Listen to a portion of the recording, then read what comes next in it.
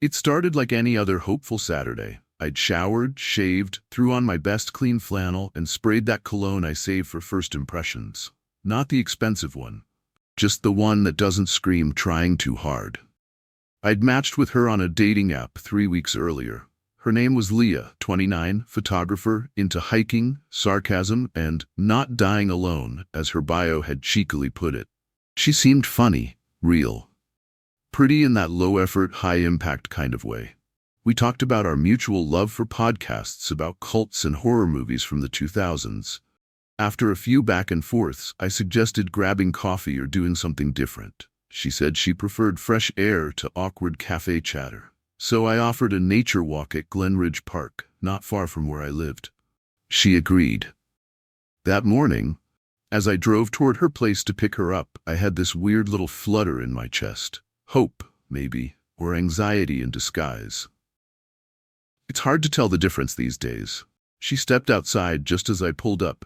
Jeans, flannel tied around her waist, messy bun, sunglasses. She looked better in person, which isn't common. I smiled. She didn't, just kind of nodded. Got in the car. Okay? Hey, I said. Good to finally meet. You too, she said. You're taller than I expected. That's a plus. Not cold, not warm, just neutral. That word stuck in my mind. The park was only a 10-minute drive. The air was cool but not cold. The leaves that kind of burnt orange that makes you nostalgic for things you haven't lived. We started walking a trail. She commented on how peaceful it was, how she liked that I didn't pick a loud place. We talked. Sort of. She asked about my last relationship. I gave a safe version. Ended amicably. Wanted different things. She nodded and gave nothing back. She didn't ask more. So I asked her about photography. Oh, mostly weddings, she said, then added, I don't post much of it. I get paid. That's what matters. Every time I tried to peel a layer, she slapped on a new one. Still, I wasn't discouraged. I've been on enough bad dates to know awkward doesn't always mean incompatible. At one point we saw a huge red hawk perched on a branch. I pointed it out. She didn't even look, just said, that's cool, and kept walking. Half an hour in, we sat on a bench. She took out her phone. I need to pee, she said flatly. You? I nodded. I didn't, really, but figured we'd take a break. There's a Best Buy a couple minutes from here, I said. They've got bathrooms. Perfect. I also need to get a new phone charger.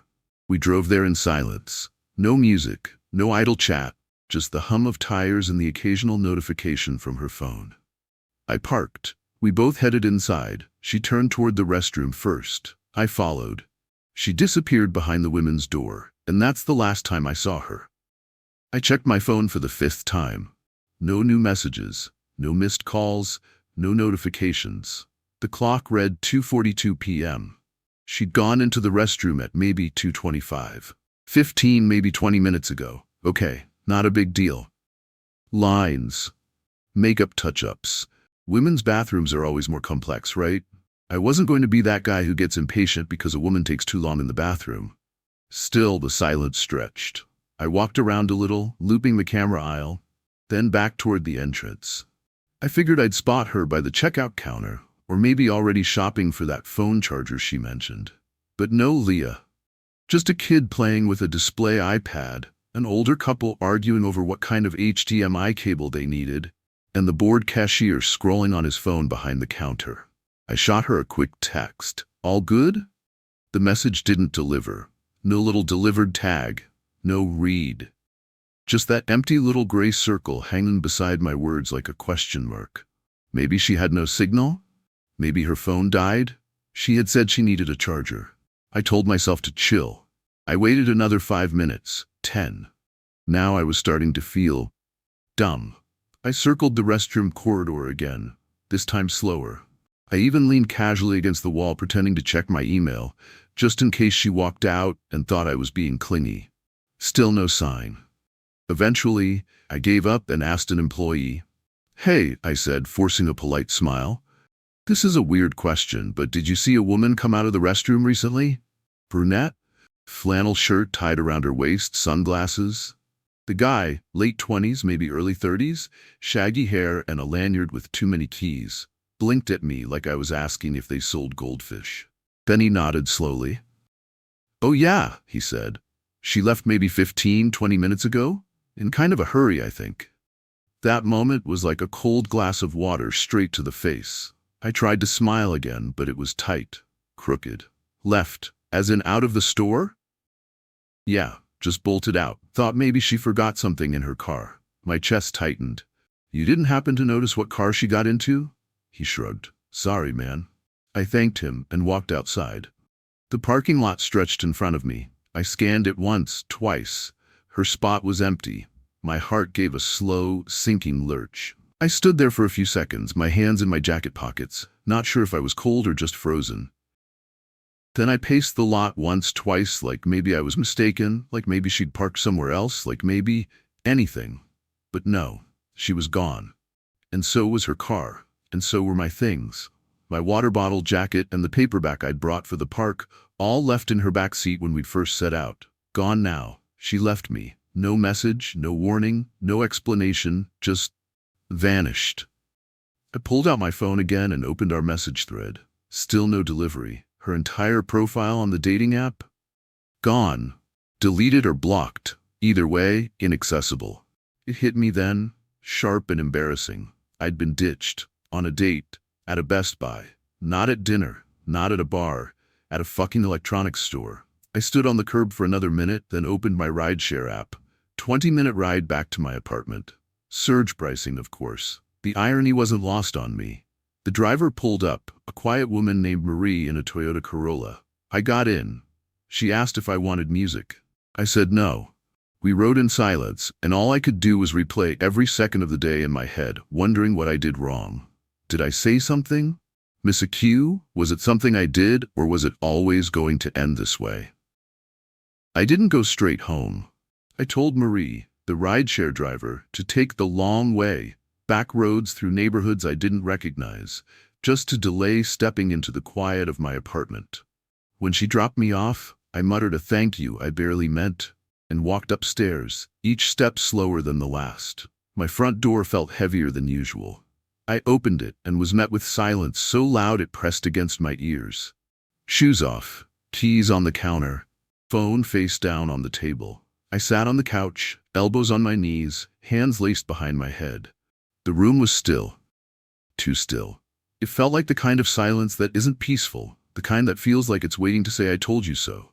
I sat like that for 20 minutes, not moving, not thinking in complete sentences. Just that one sentence looping over and over in my head. She left. She just left. Like I didn't exist, like I was just a ride.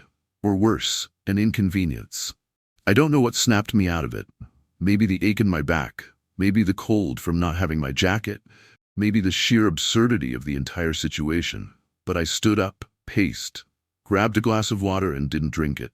Then, without really thinking about it, I sat at my desk, opened my laptop, and typed her name into Facebook.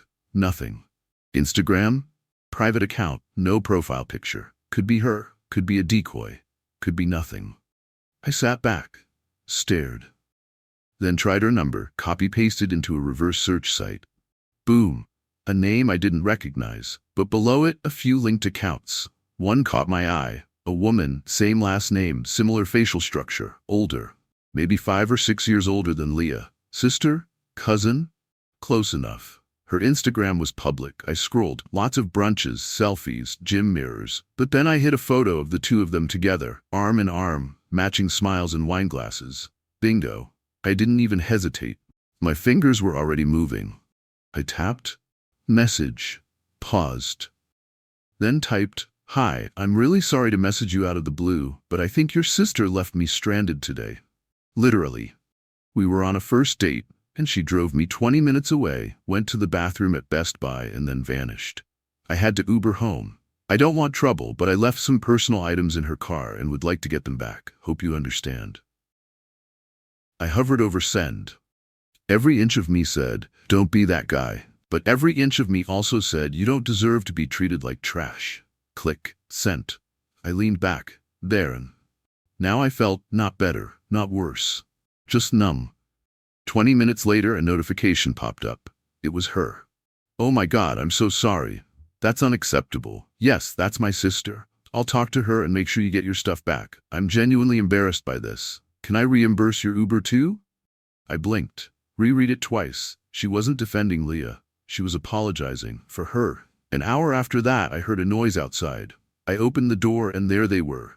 My jacket, my water bottle, my book, thrown haphazardly across the edge of my lawn like someone tossed them from a moving car. I stood on the porch in my socks, arms crossed, staring at them. There was no note, no message, no closure, just a childish display of anger from someone who couldn't face a truth she caused. I bent down, picked up the book. The corner was bent. Jacket smelled like her perfume, floral and citrusy, the only warm thing about her all day. I didn't feel proud. I didn't feel vindicated. But I didn't feel invisible anymore either. That meant something. That meant maybe I could still give a damn about myself, even if someone else didn't. The next morning, I woke up before the sun. Not because I couldn't sleep, because I didn't want to sleep anymore. I stood at the window, watching the streetlight flicker against the pavement. The city looked quiet, innocent, like nothing ever happened here. I poured myself a cup of coffee and sat on the couch, legs crossed, cup resting on my knee, and for the first time since it happened, I stopped replaying her in my head and started listening to me. Why did it sting so much? It wasn't just the ride. It wasn't just the humiliation. It was something older than that. Something I'd packed away in the attic of myself and hadn't visited in years. I thought about college, about sitting on a bench outside the library, waiting for a girl who never showed. I'd brought flowers. She'd ghosted. She posted a selfie that same night with a guy twice my size and half my awkwardness. I thought about my mom. How she used to say, "You're too soft for this world, Dylan." How I used to think that was a compliment. How I now wasn't so sure. I thought about the last relationship I had. 2 years. We shared a lease, a dog, playlists, bills. She left a note. Not a conversation. A note, folded on the kitchen table like I was a landlord, not a partner. I stared into my coffee and it stared right back. There's a special kind of ache when you start to realize that maybe the common denominator in all your heartbreaks is you. Not because you're broken, but because you let people treat you like you're disposable, and then you explain away their behavior so you don't have to admit they chose to hurt you. I'd done that all my life. Made excuses for other people's silence. Laughed off rejection like I hadn't been looking forward to something for weeks. Told myself I wasn't the type who needed to be seen or heard or chosen first. But I did. God, I did. My phone buzzed, a text, from a friend I hadn't seen in months. "Yo, saw your story. That Leah chick really left you at Best Buy? WTF. I hadn't even realized the sister must have told someone. And that someone told someone else. And now it was a story. I ignored the text. I wasn't ready for jokes. I wasn't ready for sympathy. I wasn't even angry anymore. I was just tired of pretending like it didn't hurt. Later that afternoon, I walked to a nearby trail. Not the same one from the date. A smaller one, quieter. No red hawks, no judgmental silence. I sat on a bench. The wind was soft. There was a couple walking their dog and a kid on a bike with training wheels. I pulled out my phone and opened the dating app we'd met on. Not to message anyone, not to match, not to move on, just to delete it. That one click felt like a small revolution.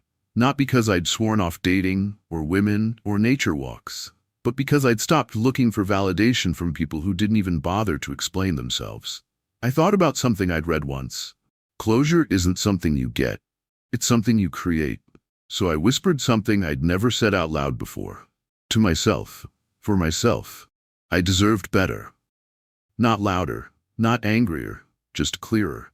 The wind didn't answer. It didn't need to. There was no single moment that changed everything. No dramatic phone call. No apology message. No grand epiphany while staring into the rain. It was smaller than that. It was the next morning when I made my bed for the first time in days. Not because anyone would see it, but because I would. It was brushing my teeth and looking in the mirror and not flinching at my own eyes. It was walking to the grocery store and not reaching for the cheapest frozen dinner out of habit, but stopping to ask myself, what do I actually want to eat tonight?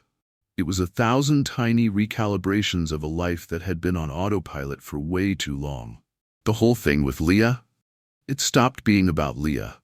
She became a symbol, not of heartbreak, not of rejection, but of how easily I let people define me by how they treat me. I didn't want revenge. I didn't want closure wrapped in fake sincerity or backhanded apologies. I wanted respect, and not from other people. From myself. I started running again, not for fitness or apps or competition, just for the rhythm, the repetition, the part of me that needed to move forward physically before I could do it emotionally. Every morning I'd run a little further, somewhere between mile 2 and mile 4, something shifted. I remembered what it felt like to feel capable, not just emotionally, but bodily, grounded, present. That same week, I reopened my journal, one I'd stopped writing in 2 years ago, right after my last breakup. The first entry was short. I'm not invisible just because someone couldn't see me. I texted my friend Ryan, the one who'd messaged about the story. We met up for a beer at this dive bar we used to frequent. When I told him the full version, he just shook his head. Dude, what is wrong with people? I smiled. I don't even think it's about people anymore.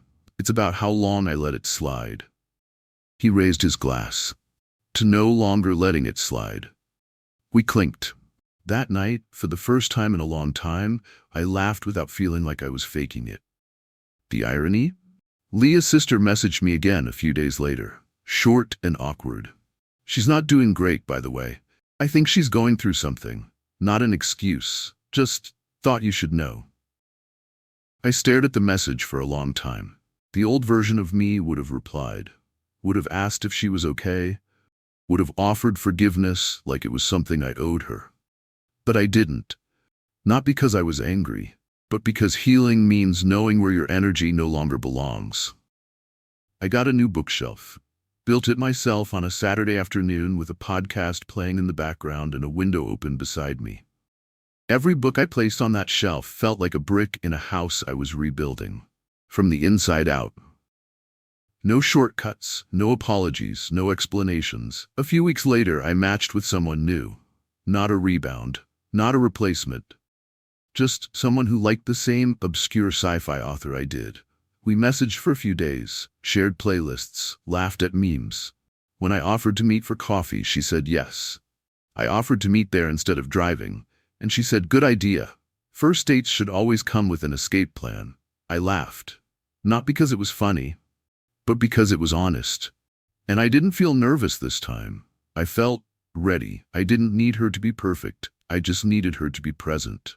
And if she wasn't, then I'd finish my coffee and walk out the door with my head held high. Because I finally knew what I'd been searching for all along. Not love, not validation, just a version of me that wouldn't accept less than he deserved. I was sitting at a small coffee shop.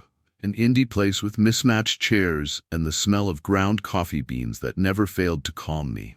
A few tables down, a couple laughed over the steam of their lattes. The barista called out names. It was the kind of place that felt like you could breathe. I was meeting Sophie, the woman from the dating app, the one who liked the same obscure sci-fi author. I didn't know much about her, and frankly, I didn't need to. She wasn't a second chance or a test. She was just someone who felt real. I arrived early, not because I was nervous. God, I wasn't nervous anymore, but because I liked the idea of being the one who sat back and watched the world move, instead of getting caught in it. My phone buzzed. A new message from Ryan. Dude, I heard from Leah's sister. She's still dodging the whole thing, but honestly, her family doesn't know what's up with her. She won't even own up to leaving you there. I read it, then immediately put my phone face down on the table. That old version of me, the one who wanted closure, who needed answers, would have fumed, would have responded, would have tried to prove a point. Not this time. Not anymore. I was free of the need to be understood by people who were never going to understand me. Sophie walked in, her dark hair pulled back loosely, wearing a denim jacket and a smile that made the room brighter. She waved. I smiled, getting up. Hey, she said, settling into the seat across from me. Hey, I'm glad we could meet. We talked about books, about coffee, about life. Not once did I feel like I had to impress her or fit into some narrative. I didn't care about being the perfect match or making her think I was something I wasn't. I was just myself. After an hour, she glanced at the time. "I've got to head out, but this was really nice," she said. "We should do this again sometime." I nodded, and for the first time, I didn't feel that pang of worry or need for validation. I didn't feel desperate for a second date or for something to happen. If it worked, it worked. If not, I'd be okay. She stood, then paused, looking at me. "Dylan," she said slowly, "I'm really glad we met. Seriously, I could get used to hanging out with you." I smiled, a real smile that didn't feel like it had to be earned. "Yeah, me too." She left. The door chimed behind her, and I just sat there, not waiting for a text, not wondering if she was going to call. Just sitting. It was weeks later when I got another message from Leah's sister, Rachel. I hadn't heard from her in a while, but the message was short and, for once, had nothing to do with apologizing for Leah. "I just wanted to say thank you for understanding. Leah's been going through stuff that doesn't excuse what she did, but I get it now. I know you don't owe her anything, just thanks for not making it worse." I stared at the message for a while, my fingers hovering over the keyboard.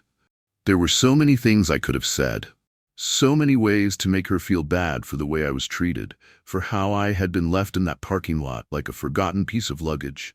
But I didn't need to. Instead, I just replied, "I'm good. Take care of her."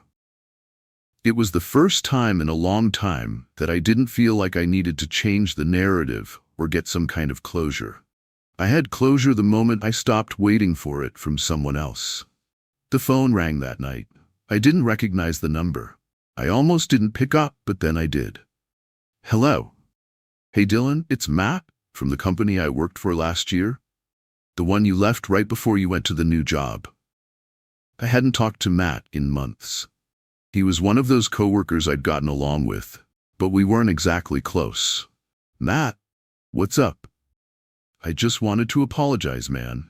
I feel like we left things on a weird note when you took off. I know I wasn't always the best to work with." I leaned back in my chair, exhaling. Part of me wanted to dive into why I left, why I'd been unhappy, why I'd felt invisible, but I didn't need to. Not anymore. "You don't owe me an apology, man," I said, "but I appreciate you calling. Honestly, I've been figuring stuff out on my own. I don't hold any of that against you." There was silence on the other end for a moment, and then Matt cleared his throat. "You sure? I feel like I've been a jerk to you more than once." "Look, Matt," I said, "we all have our stuff, you know? You don't need to apologize for it. I'm good now." I hung up the phone, a quiet weight lifting off my chest. Sometimes closure doesn't come from other people. It comes from realizing you no longer need them to give it to you. That weekend, I took a road trip by myself. No plan, no schedule, just me, the car, and the open road. The kind of trip where you can think and not think at the same time. It was the most freeing thing I'd done in years. I didn't think about Leah. I didn't think about anyone who had left me. I didn't think about what I had or hadn't done in my past. I thought about how it felt to be in a place where I was finally the one in control of my narrative. I knew there would be times when I'd remember the past.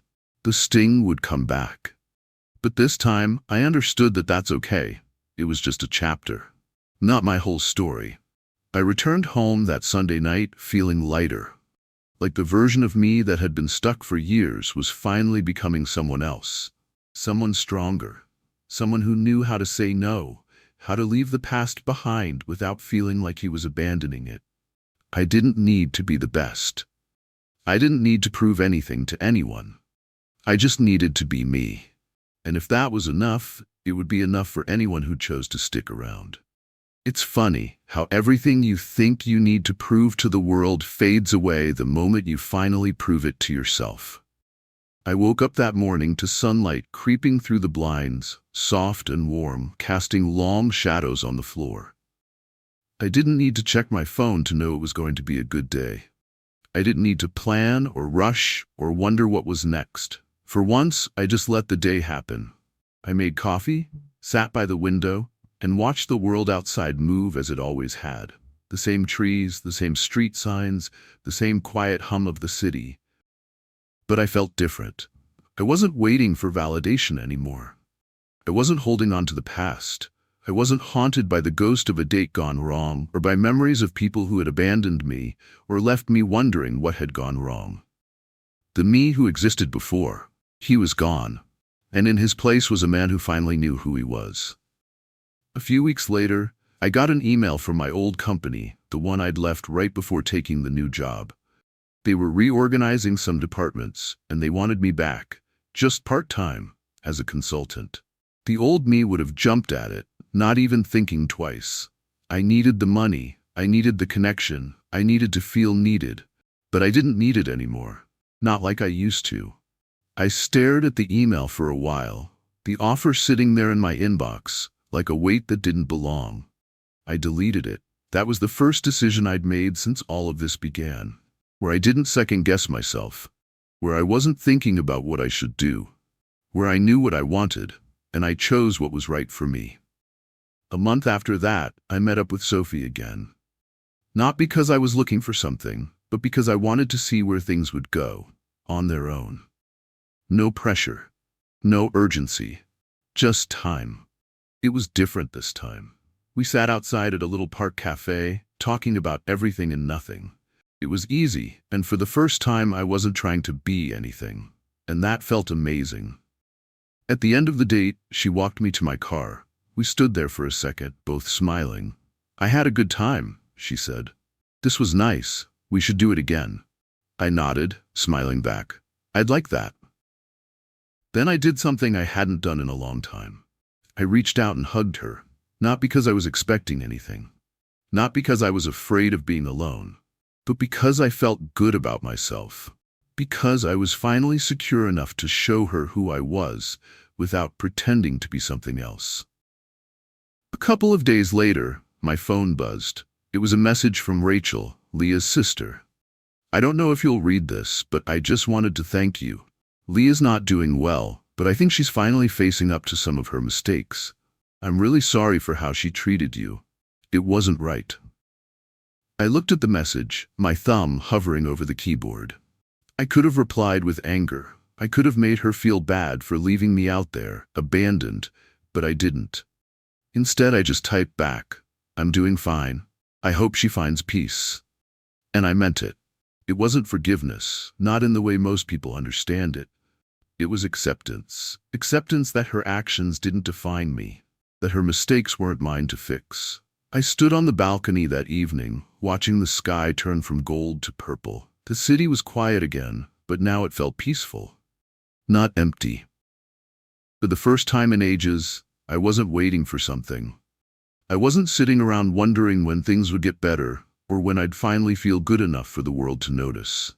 I was living it. I didn't need Leah to apologize to me.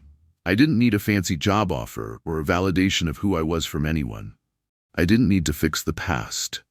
All I needed was to accept that I had every right to walk through the world with my head held high. And that if someone didn't see that, it was their loss. Life wasn't perfect. It never would be. People would disappoint me again. My expectations might get trampled and my trust might be broken. But I knew one thing for sure now. I could handle it. I didn't need someone to save me anymore, because I had learned to save myself. And so, the man I was became the man I was always meant to be. And that was more than enough.